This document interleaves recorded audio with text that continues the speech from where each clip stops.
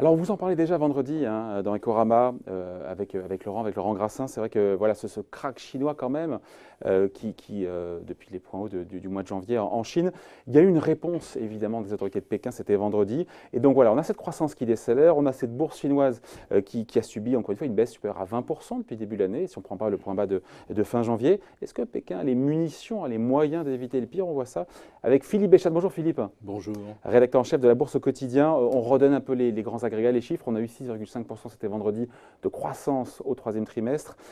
Est-ce que c'est si grave que ça, docteur, 6,5 au lieu de 6,7, au lieu de 6,8, vraiment? Bon, c'est une décrue qui se poursuit, je dirais de façon macroéconomiquement. On est en territoire connu, il suffit de voir les développements autrefois du Japon, de la Corée du Sud.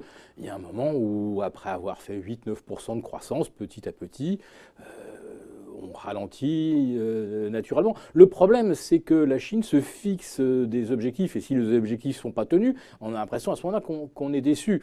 Enfin, 6,5% de croissance pour un pays de 1,450 milliard d'habitants, qui a passé, je pense, cette année la barre des 10 000 milliards de PIB. Bon, voilà.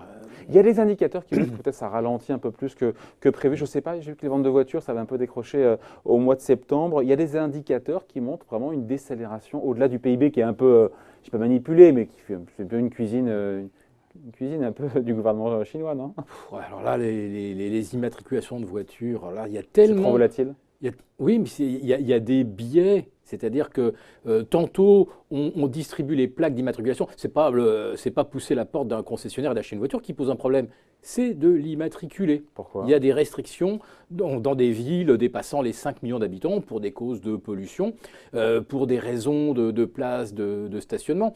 Je rappelle d'ailleurs que dans toutes ces cités qu'on construit en périphérie, assez curieusement, on construit rarement des parkings sous les barres d'immeubles. C'est quand même très bizarre. En fait, ça, c'est fait à dessein, justement pour limiter la prolifération des véhicules. Voilà. Donc, l'automobile, ça peut être un signe de ralentissement ou pas. Et puis après ça, il y a les questions d'incitation à acheter un véhicule hybride, 100% électrique, comme ça a été fait avec les scooters. Peut-être que la Chine va piloter une transition, comme ça a été fait sur les scooters à moteur atmosphérique vers les scooters électriques. Peut-être que les voitures suivront le même chemin. Il n'y a pas d'autres indicateurs, encore une fois, qui sont vraiment dans le rouge? La production industrielle, ça ralentit, mais rien d'alarmant? Alors pour l'instant, il n'y a pas d'indicateur dans le rouge. Mais en fait, il y a une raison pour ça qui est, on va dire, très, très conjoncturelle, très court terme. C'est que tout le monde s'est empressé d'exporter vers les États-Unis avant que les sanctions ne rentrent en vigueur. Et réciproquement, les Chinois se sont empressés d'importer des États-Unis les produits que Pékin allait taxer. Donc les chiffres sont peut-être meilleurs que ce qu'ils auraient été spontanément, c'est ça? C'est un petit peu mon sentiment, oui. Ouais. Oui. Et donc c'est au quatrième trimestre que l'on va véritablement le juge de paix voir. sera au quatrième trimestre. Absolument. Bon. Et là, il ne faudrait pas qu'on tombe à 6,2 ou 6,3, parce que là, on serait effectivement complètement hors des prévisions de Pékin. Et évidemment, Pékin, l'administration chinoise qui pratique le stop and go, et ils ont conscience de tout ça. Ils ont fait beaucoup de choses pour soutenir l'activité, la croissance chinoise, quitte à lever un peu le pied sur la maîtrise de l'endettement. Il y a eu des baisses des réserves. Alors, c'est un peu compliqué, les taux de réserve obligatoires des banques qui mettent moins de capital quand elles octroient un crédit. Donc bref, pour aider les banques à prêter de l'argent. Pékin a conscience et Pékin cherche à soutenir la machine. Mais ça, c'est haut et c'est bas, entre guillemets, c'est une constante. Jusqu'à présent, ça a marché. C'est une constante même depuis avant la crise de 2008. On remettait un coup de booster, et puis surtout dans l'immobilier en général. Puis après, ça, il y a eu les Jeux Olympiques en 2008. Donc là, la croissance, elle est partie en flèche parce qu'on a construit des autoroutes, des super périphériques autour de Pékin, etc. Une ligne TGV avec Xi'an parce qu'on voulait répartir un petit peu les populations à travers la Chine. Enfin, Pékin utilise comme ça les leviers et les manipule. Mais là, le problème, c'est que tout se fait bien sûr à crédit. que là, on est depuis le début de l'année sur un rythme d'injection de 1800 milliards d'équivalents dollars. Donc vous voyez un petit peu ce que ça représente comme taille de QI. Ça représenterait presque l'équivalent de ce que la BCE et la Fed injectaient du temps où elles étaient toutes les deux à mettre de l'argent. C'est tout le cas aujourd'hui. Et malgré ces 1800 milliards, plus je rajouterais 200 milliards puisqu'ils ont créé des spécial bonds pour financer des travaux publics, etc. Ça a été fait au mois de septembre. On est donc à 2000 milliards et malgré tout, ça ne suffit pas. Alors, jusqu'où faut-il aller? C'est ça le problème. Donc, à vous écouter, je vous connais, il y a une espèce de fuite en avant parce que jusqu'à présent, Pékin réussit et avait les moyens de bien piloter son économie. Les moyens, ça a toujours été du crédit, du surinvestissement.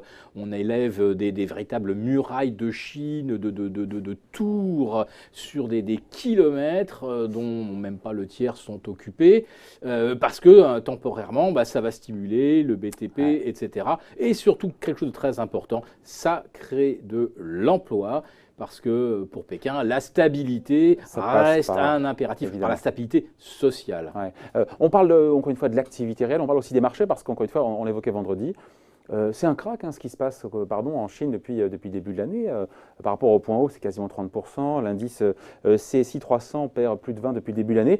Et on a vendredi un signal fort qui est envoyé par la Banque centrale chinoise, par le gendarme de la bourse, il y a aussi le vice-président chinois. Ils veulent comme ça calmer les marchés, ramener de la confiance des investisseurs.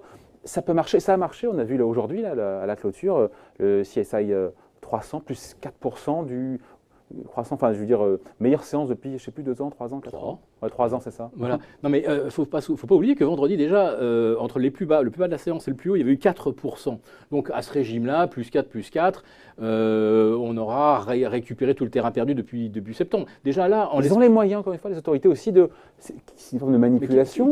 Qui rachète les actions qui ont le plus baissé? Comment est-ce qu'ils font? Les banques, elles ont qu'à dire à leurs clients, là, vous allez un petit peu laisser de côté l'obligataire. Pourquoi ils ne l'ont pas fait avant? Pourquoi ils ont laissé 25% de baisse sur les marchés actions? On attend toujours le signal du gouvernement. Ce n'est pas la peine de rattraper le couteau qui tombe. On sait que tout est piloté, donc on attendait le signal. Alors ceux qui étaient initiés... Donc le bear market en Chine, c'est terminé depuis là? C'est fini maintenant? Non, pour l'instant, on est encore dans le cadre d'un rebond. Là, par rapport à vendredi matin, quand on avait rouvert en baisse de 2%, avant de se retourner à plus de 60%, on était à 25% de baisse depuis le 1er janvier. Là, en l'espace de 48 heures, on est revenu à environ 18% de repli. Là, on a repris 8% sur les plus bas en 10 heures de cotation prise.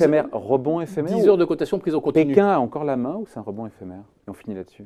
Ils ont la main, tout comme la Banque centrale japonaise soutient aussi le marché en achetant des ETF. Le Japon s'y autorise. De la gestion passive, ETF de la gestion passive sur l'indice Nikkei, c'est ça, sur les grandes valeurs. La Banque centrale du Japon, premier acheteur quotidien d'ETF, plus gros détenteur planétaire d'ETF, c'est-à-dire j'ai du jamais vu ça. Eh bien, qu'est-ce qui interdit aux autorités de Pékin d'imiter l'exemple japonais, que tout le monde sur la planète applaudit d'ailleurs. Enfin, ils auraient tort de se priver. Donc, disons encore une fois, Pékin peut éviter le pire. Pékin a encore la main en matière, encore une fois, de croissance ou de marché.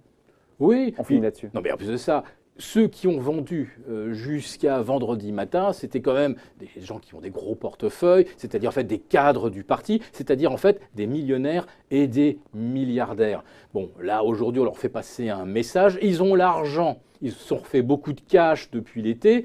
Ils ont l'argent. Si on leur dit allez-y, achetez. Ils vont acheter, il y a de l'argent à se faire, il n'y a aucun risque. Voilà, le petit doigt sur la couture du pantalon. Tout est bordé.